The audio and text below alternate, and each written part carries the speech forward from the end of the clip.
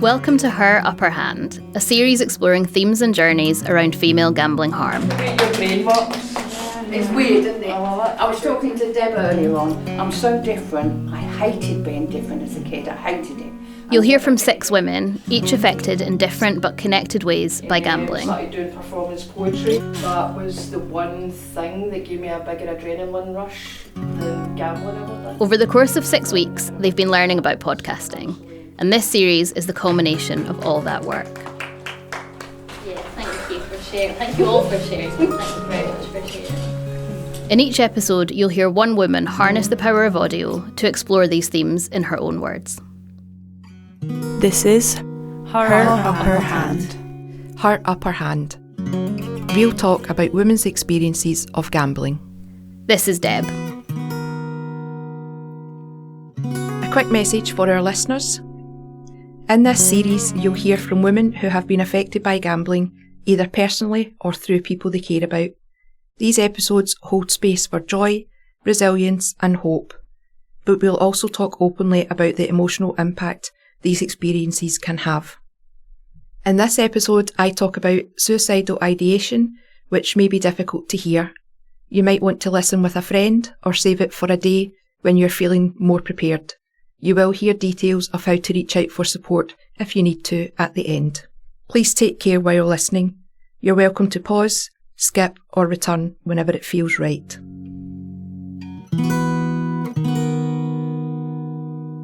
Hi, my name's Deb, I'm 46 and I'm from Glasgow. In this podcast episode, I talk about how gambling had taken control of my life for over 20 years, how I recognised I was no longer in control and the person addiction had turned me into. You'll hear about how the support I found helped shape who I am today and how nearly 4 years on, recovery has changed my life and I'm now in control of the addiction.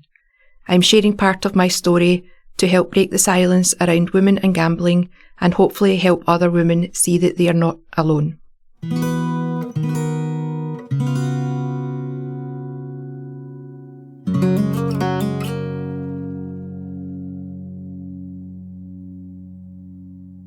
There was lots of things that made me realise I was not in control.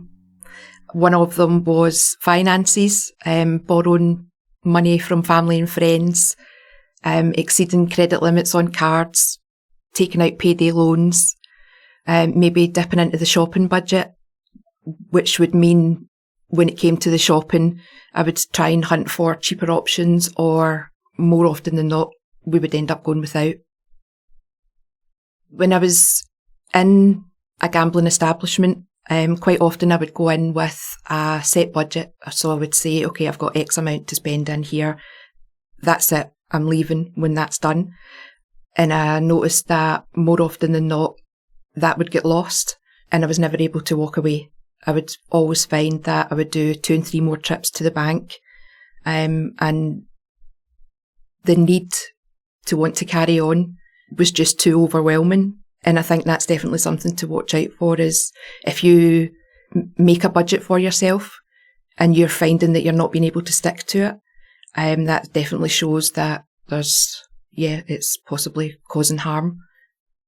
With regards to relationships, an example would be being in the same room with family and friends, but being emotionally vacant, having conversations, but not necessarily taking them in, mostly because you would be thinking about gambling that you had previously done, maybe lost money, or you're looking for that time when you can leave wherever you are so that you've got that time again to gamble.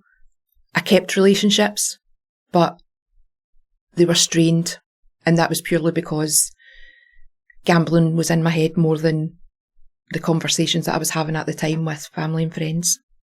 The biggest realisation that I was maybe not in control came when I noticed that I couldn't leave somewhere after a win.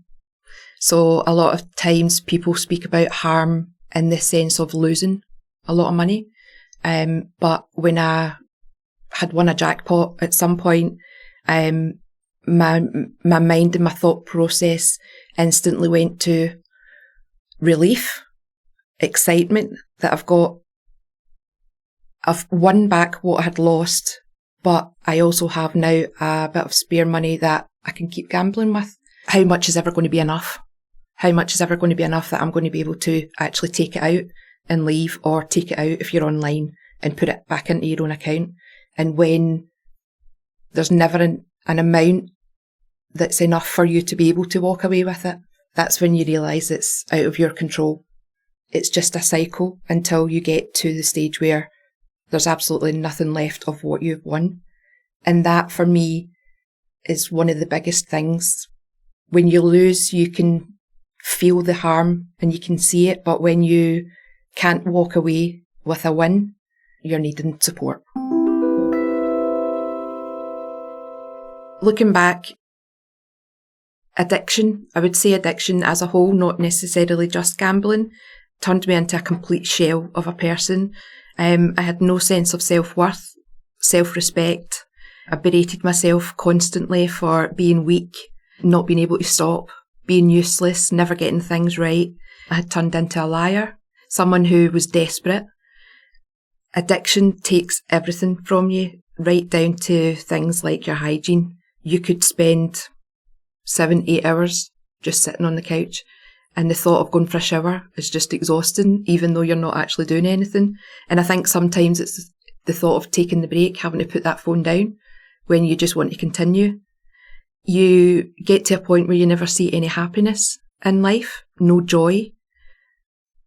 There's no sense of looking forward to anything. Everything's just in the moment, and it's always very low. It makes you short-tempered and irritable, depressed, angry. With family especially, they felt as if I was a bit unapproachable because they never really knew what mood they were going to get me in. Not that they knew why, but that was probably dependent on whether I was on a winning streak or a losing streak. The depression and the thought of not being in control of your own life because gambling has taken over it led me to thoughts of suicide. That was the worst point, and I had to make a choice between thinking that everybody would be better off without me, or take the hard step and look for support, try to talk to somebody. And thankfully I made the right decision. The option is always support, because there is a way out if you talk to the right people.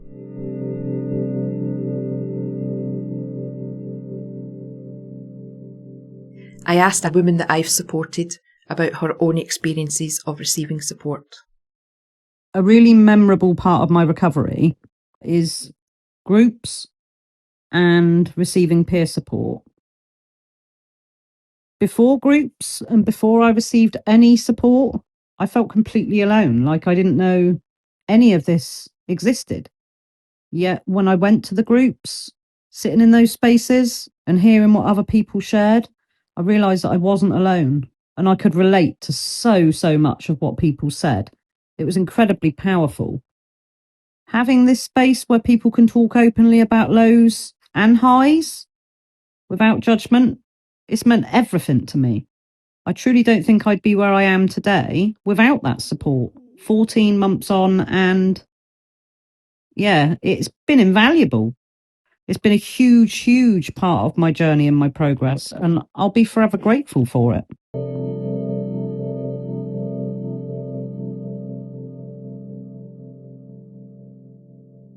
Getting to that point when you know that you need help from outside sources, accepting that you can't do this on your own was one of the biggest things.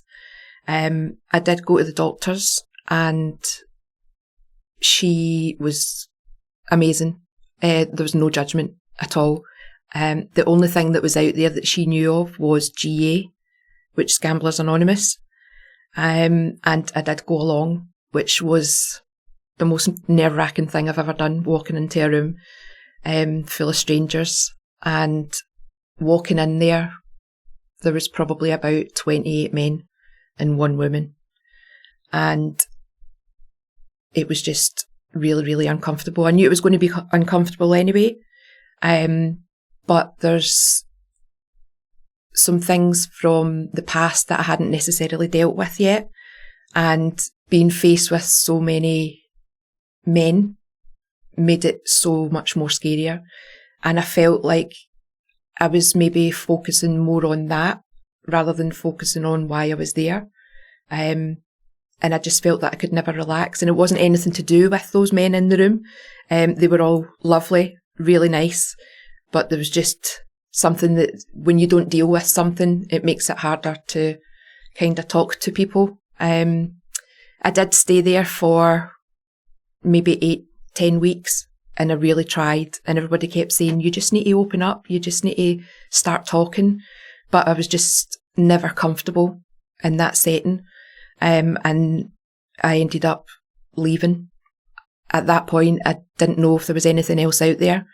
And because I was back on my own, it wasn't long before the gambling had started again. And I think that was me possibly for another 2 or 3 years, till I got to the worst point. And getting to that point, realising that you need to find something, then I thought, if that didn't work, there must be something else. There must be something that's suited to me. And that's when I went online and I just started searching, putting in loads of different words and seeing what came up. What did come up was a service called New Beginnings, which was a women's only service through Bet No More UK. And it was a pilot they were trying out. So they already had a service called Period. Anybody could get support through that service, but they were trialling a women's only space because they'd found that there was a bit of a need out there for that service.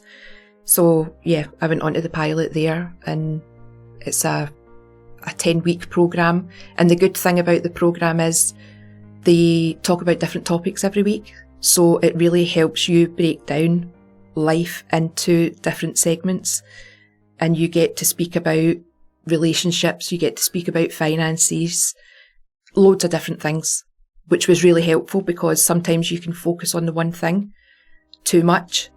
So yeah, breaking it down and getting to speak about loads of different topics, aspects of life was amazing. Having this gender specific support made all the difference to me. So looking back at those first moments in GA to having those first moments on Zoom with 8 other women, it was completely nerve-wracking, the same as it was for GA. It took me weeks to properly settle in and relax. It took me 2 or 3 weeks even just to stop crying because of obviously the topics that you were talking about, but they let me listen. They didn't force you to chat about any topics that you weren't ready to talk about, but what I found was being able to just to listen, and the fact that I was there with other women who were experiencing harm. I listened to their stories every week, and that then helped me build courage enough to talk about my experiences as well at my own pace. And until I was ready to do that, I was able to just sit back and listen. I did think, how brave are these women to be sitting here in a Zoom room full of strangers. I can do the same thing. On reflection, looking back at the time I spent at GA and then leaving and not having anything else, I thought at that time, well, I'm never going to get any better because there is nothing else out there. But then at the worst point, I thought there must be something else out there. I had to have some belief and some hope that there was something else that was going to suit me. There's so much out there now that if you feel like something doesn't work first time round, if you have a lapse, it doesn't mean you can't get back up again. It doesn't mean that you can't search the internet again. And there's so many different organisations and charities out there now that tailor support for you, so you can have women's only, or you can have groups, one-to-ones, online, in person. There's just so much out there that there will be something for you. Reach out, because you'll find it.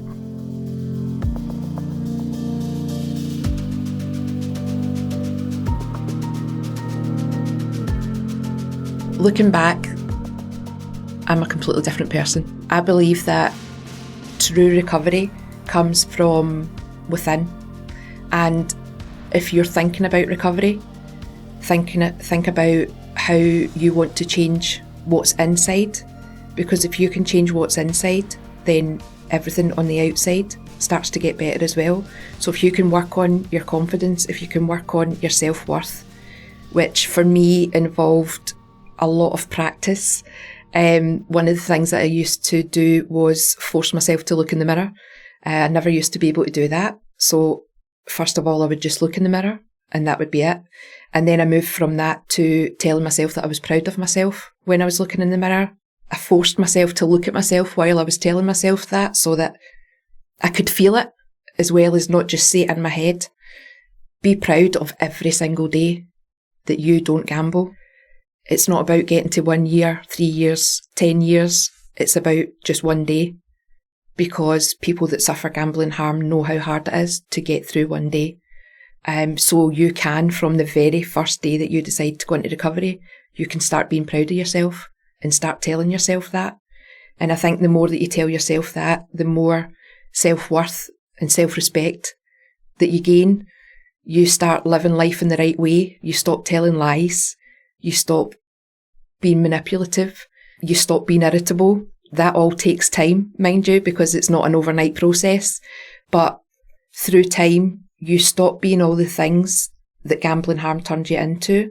When you're living life the right way, you can be proud of yourself. The same as you're proud of kids, or you're proud of your husband, your wife, family. Like, if you can start being proud of yourself, the longer that goes on, the healthier and more confident you become. And one of the things that I say will stop me from going back to gambling is the fact that I now like myself. I am now proud of myself. I have self-worth. I have self-respect. All of those things I never ever had before. And now I would never want to give them away to put any amount of money in a machine or on a bet or anything. Going back to who that person was is just not on my radar at all.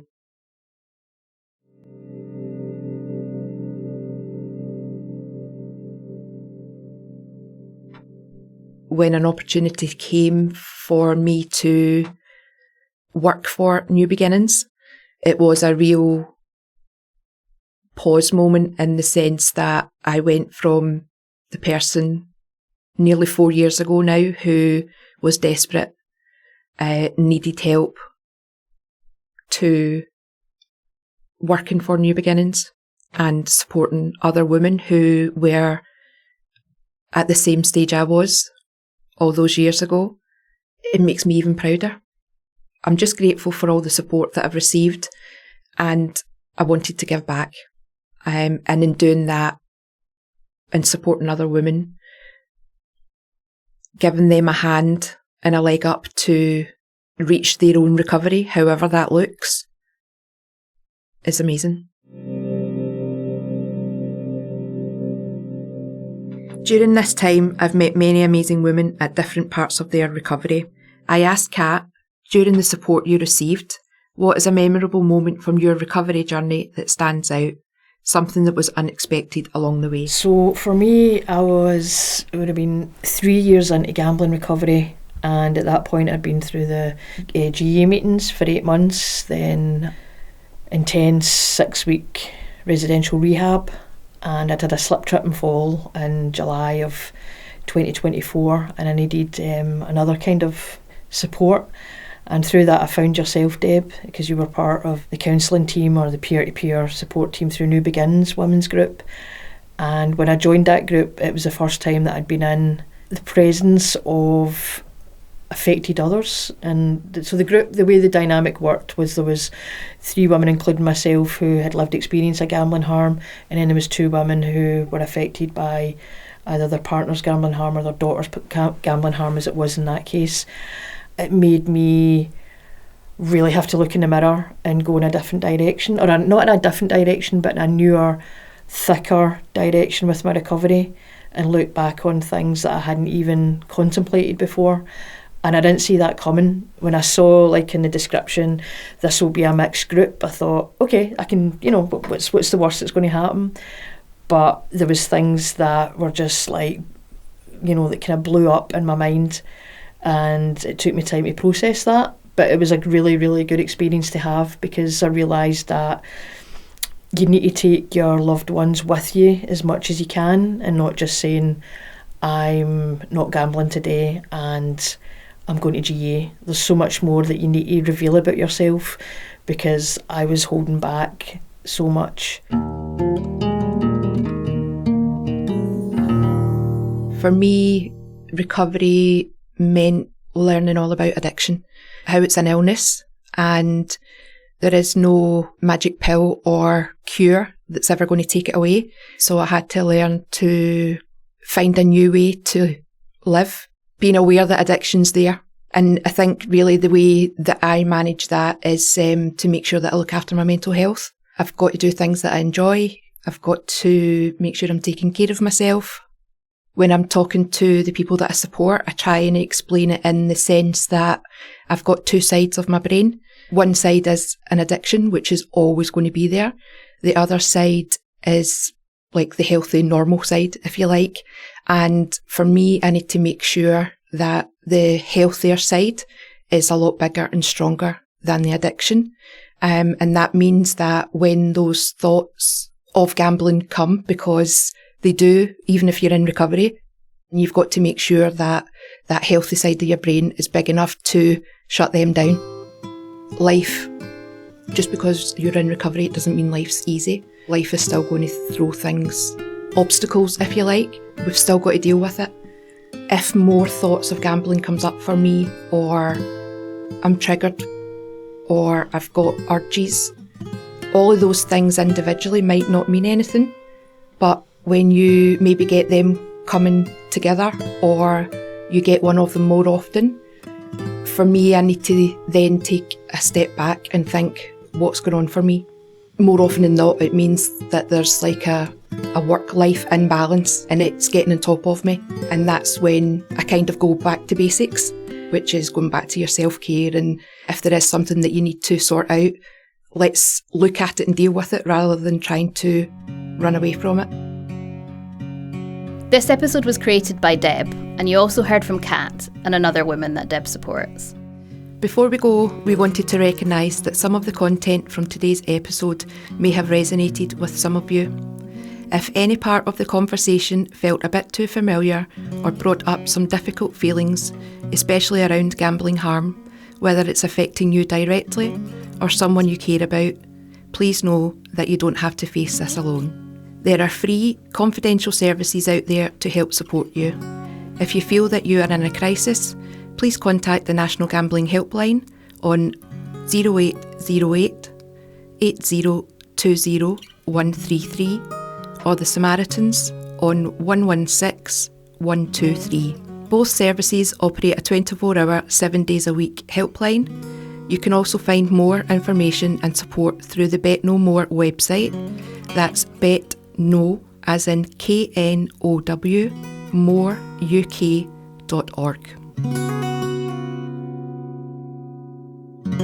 Her Upper Hand was the product of a 6-week course by Greater Govanhill Magazine, facilitated by Eve Livingston and Flora Zajicek. The podcast producer was Flora Zajicek. The project was funded by Gamble Aware and published by The Big Light. To find out more, visit the Greater Govanhill website.